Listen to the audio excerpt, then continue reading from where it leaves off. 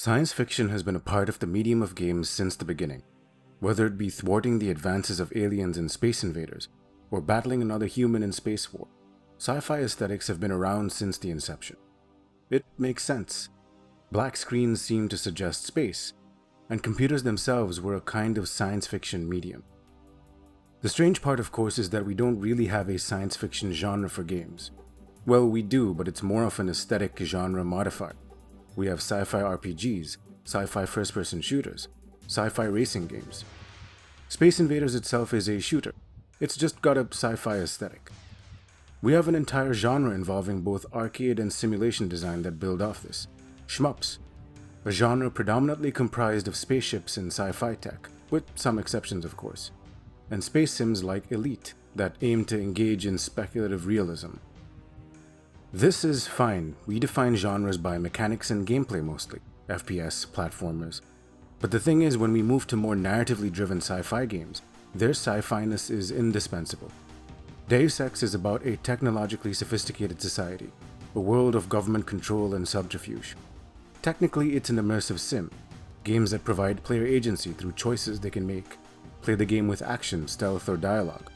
However, its aesthetics, plot beats, and themes are very much sci-fi. A story about the nature of humanity and our integration with technology, and the fate of civilization, punctuated with fun, emergent gameplay. Choice unifies both mechanics and theme. This begs the question though, what does it mean to be science fiction? And how do games play into this evolving genre identity? Thinking about games both as a science fiction art form as well as a medium of science fiction has some interesting implications though. Definitions of sci-fi are various. Isaac Asimov said, "Science fiction can be defined as the branch of literature which deals with the reaction of human beings to changes in science and technology."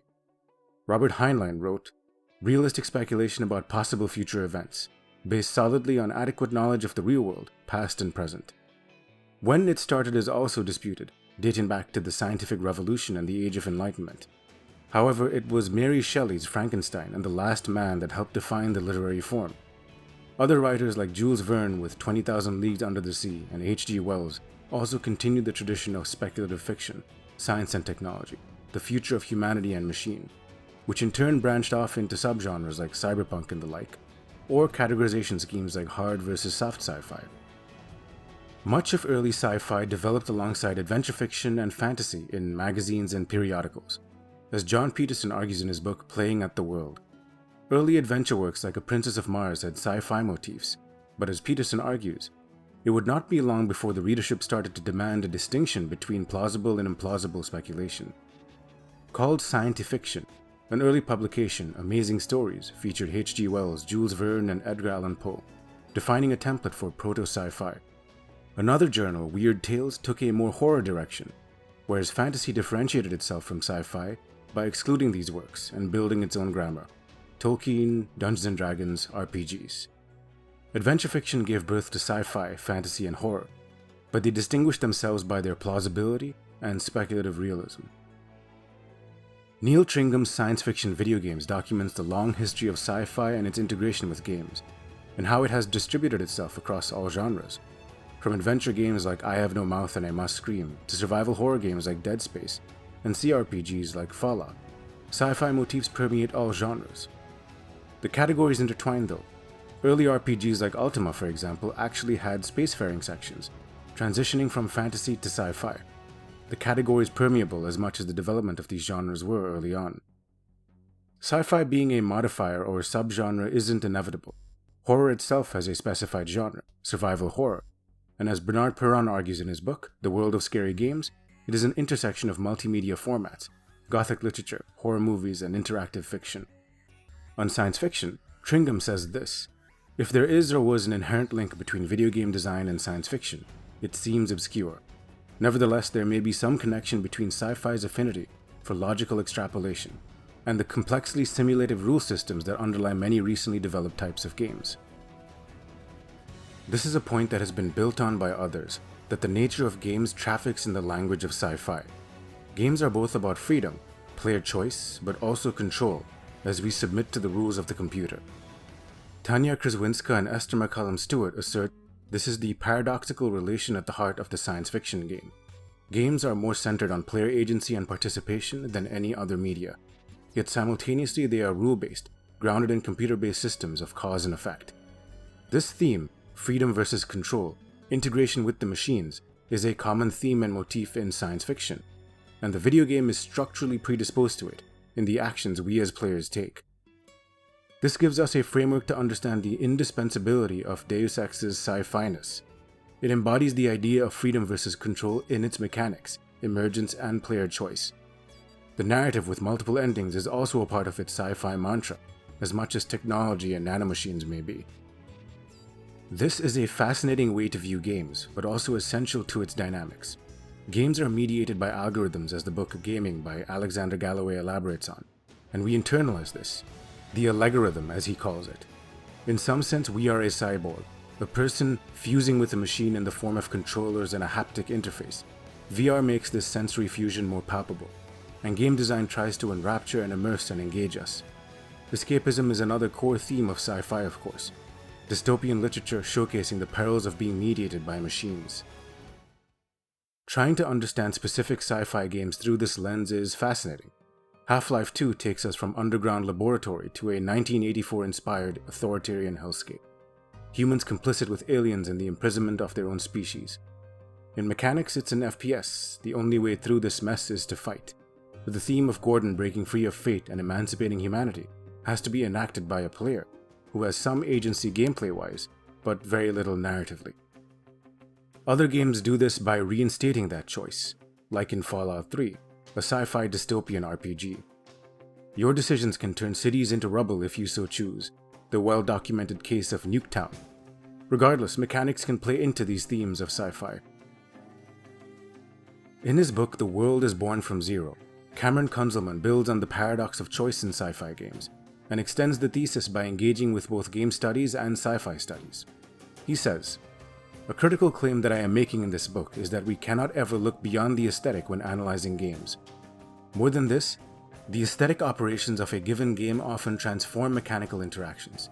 More succinctly, the science fiction in science fiction video games matters quite a lot." He conceives of mechanics of speculation to formalize this. Sci-fi is a speculative art form, but games can enact this speculation mechanically, through choice, simulation, and presentation. He says, "A mechanic of speculation is that which pushes our extrapolative capability to its limits and holds on to an uncertain conjecture about reality. Even linear games have this property. Games are a series of interesting decisions, as Sid Meier stated. We can do the comparative work of asking how games ask us to imagine potential worlds on a formal level. For example, Into the Breach is a game about time-traveling mechs who fail to save the world over and over again.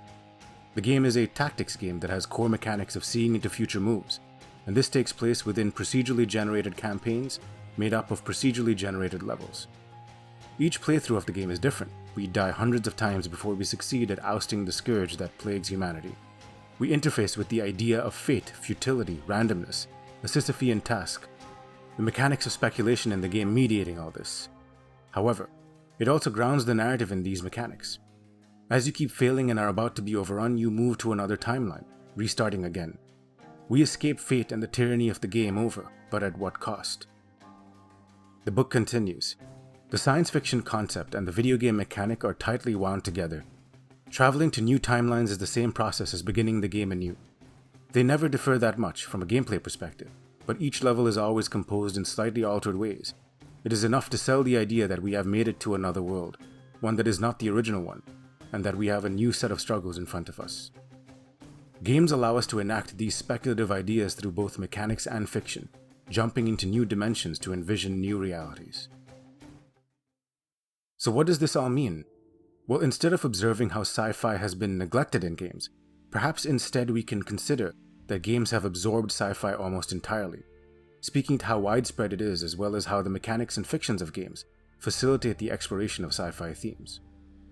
Games as a science fiction medium doesn't just refer to how games can uniquely tell science fiction stories, but how the very themes of sci-fi fiction itself describe the video game as a medium. The idea of cybernetics, humans integrated with a machine, transhumanism that is common in sci-fi. This is implicit in how games are a computational interface we plug ourselves into, extending our sense of self.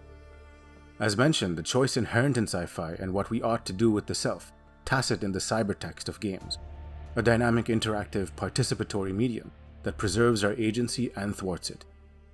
The military entertainment complex and corporate takeover characterizes much of sci-fi, but also the foundations and expansions of the video game medium itself. And as we mentioned, speculation, games as a dynamic computational interface to peer into new worlds and realities. Ruiner is a twin-stick shooter set in a dystopian cyberpunk world reminiscent of Blade Runner. It's a world where people are plugged into systems of control and are being lobotomized by escapist fiction, a common motif. We play a man tasked with killing his brother's kidnappers and retrieving him, whilst escaping the control of others. Anno Mutationem is more Ghost in the Shell. Anime and manga influences abound in a noir, crime-ridden city, and plays out like a side-scrolling action-adventure game with pseudo-3D exploration. We play as Anne, a woman living a mostly ordinary life in a beautifully realized pixelated city. Both games have protagonists who are murky with their identity and cybernetically enhanced, explaining the abilities they acquire through the game. However, both games' narratives invoke the rhetorics of choice and control we see in sci-fi, in different ways. Ruiner foregrounds how we are trapped in the system.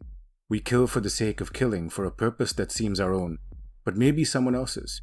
It's sci-fi Hotline Miami, sure, but also grounded in its own identity. The helmet we adorn saying no file, empty save data, as we revel in the aesthetics of violence and game feel.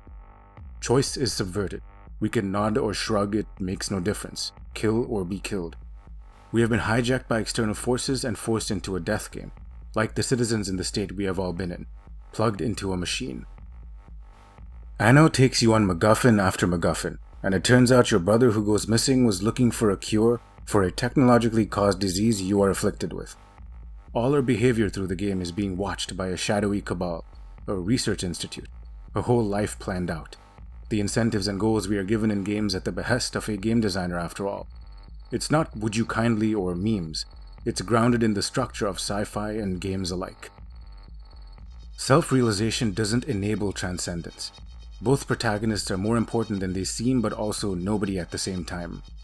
We might become aware of ourselves, but do we choose to submit or break free? What are the consequences? Both games engage with this in ways I won't spoil, but so latent to both the structure of games and sci-fi itself are these motifs that they end up reinforcing one another. Binary Domain is a fairly standard third-person sci-fi shooter.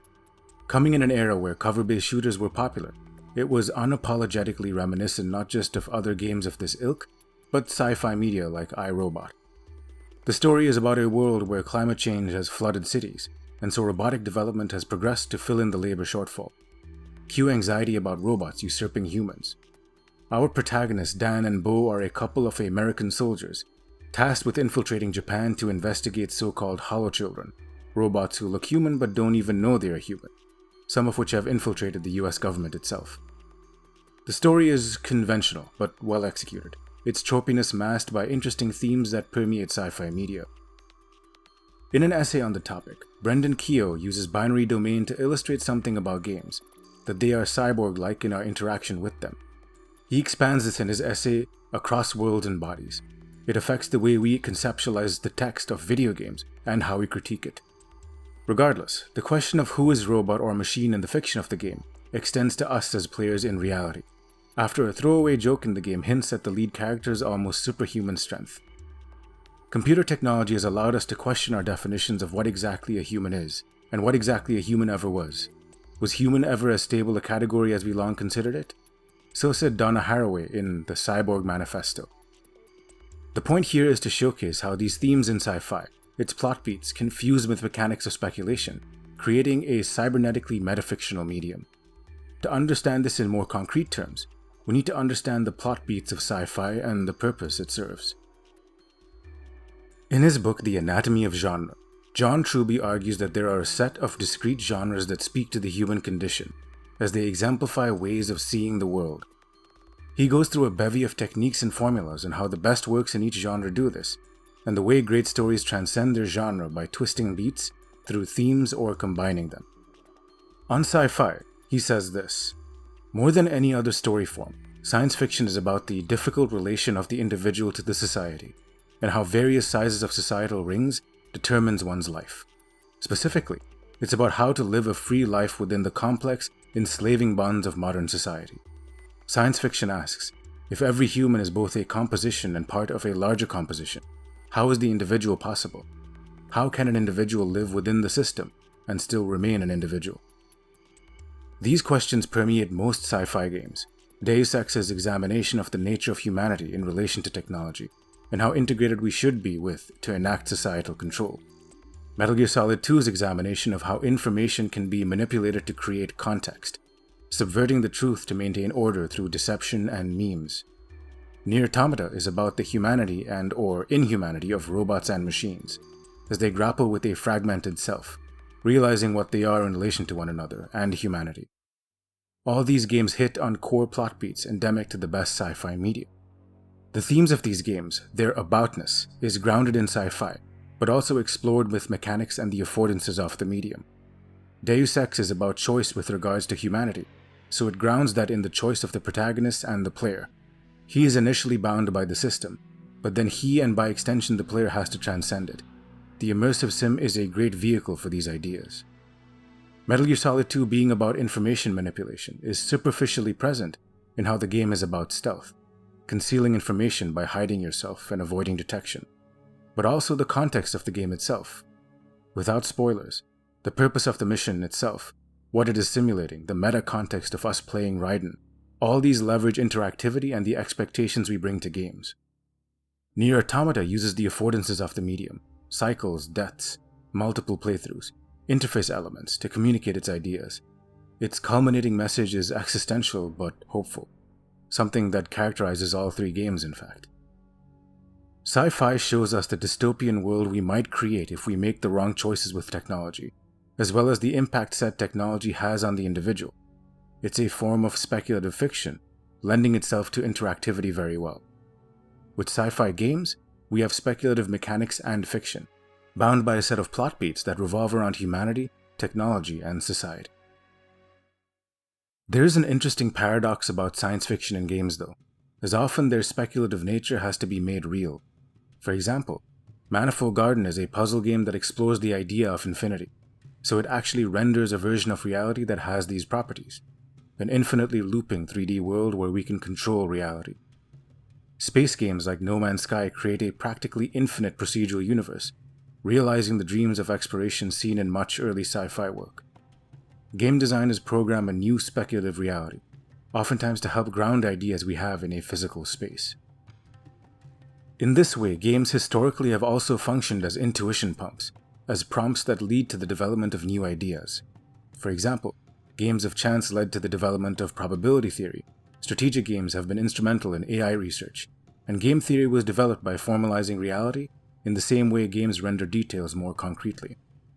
Video games are a technology of the future, and much like any technology explored in sci-fi, can be used for both great and nefarious purposes.